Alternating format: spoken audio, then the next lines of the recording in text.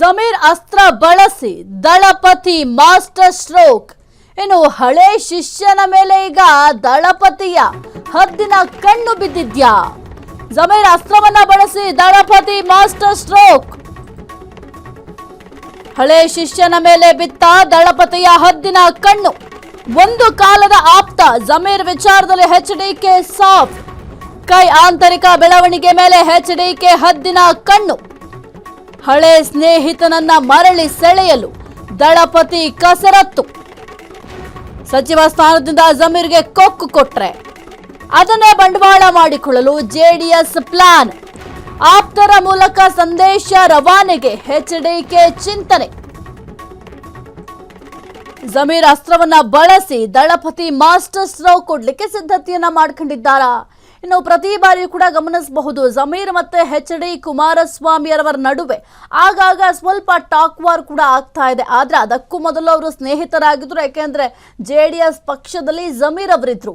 ಹಾಗಾಗಿ ಮತ್ತೆ ಏನಾದ್ರೂ ಜೆಡಿಎಸ್ ಪಕ್ಷಕ್ಕೆ ಜಮೀರ್ ಅವರನ್ನ ಸೇರ್ಪಡೆ ಮಾಡ್ಕೊಳ್ತಾರಾ? ಒಂದು ವೇಳೆ ಈಗ ಕಾಂಗ್ರೆಸ್ ಪಾಳ್ಯದಲ್ಲಿ ಇತ್ತೀಚಿನ ಬೆಳವಣಿಗೆಗಳನ್ನ ನಾವು ಗಮನಿಸ್ತಾ ಹೋದ್ರೆ, ಒಂದು ವೇಳೆ ಜಮೀರ್ ಅವರಿಗೆ ಏನಾದ್ರೂ ಸಚಿವ ಸ್ಥಾನದಿಂದ ಕೊಕ್ಕು ನೀಡಿದ್ರೆ ಆಗ ಜೆಡಿಎಸ್ ಪಾಳ್ಯಕ್ಕೆ ಸೇರ್ಪಡೆ ಮಾಡ್ಕೊಳ್ಳಿಕ್ಕೆ ಸಿದ್ಧತೆಗಳನ್ನ ಮಾಡ್ಕೊಳ್ತಾ ಇದ್ದಾರಾ ಕುಮಾರಸ್ವಾಮಿ ಅವರು ಎಂಬ ಪ್ರಶ್ನೆ ಸದ್ಯಕ್ಕೆ ಮೂಡ್ತಾ ಇದೆ.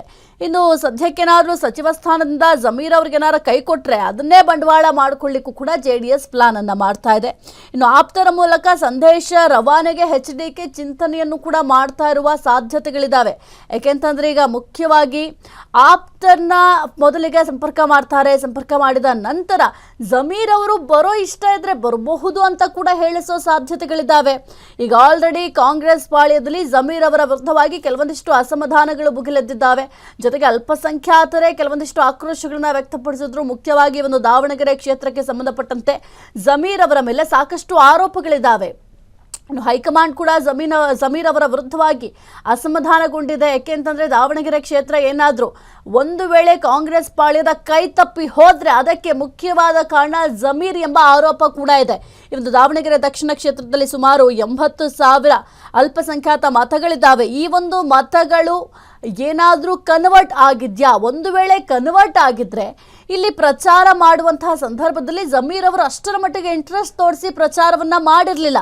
ಹಾಗಾಗಿ ಇದೆಲ್ಲ ಆರೋಪಗಳು ಕೂಡ ಇರೋದ್ರಿಂದ ಸಚಿವ ಸ್ಥಾನದಿಂದ ಒಂದು ವೇಳೆ ಕೊಕ್ಕು ಕೊಟ್ರೆ ಜೆಡಿಎಸ್ಗೆ ಸೇರ್ಪಡೆ ಮಾಡ್ಕೊಳ್ಳಿಕ್ಕೆ ಸಿದ್ಧತೆಗಳನ್ನ ಮಾಡ್ಕೊಳ್ತಾ ಇದ್ದಾರೆ ಕುಮಾರಸ್ವಾಮಿ ಎಂಬ ಪ್ರಶ್ನೆ ಕೂಡ ಉದ್ಭವ ಆಗಿದೆ.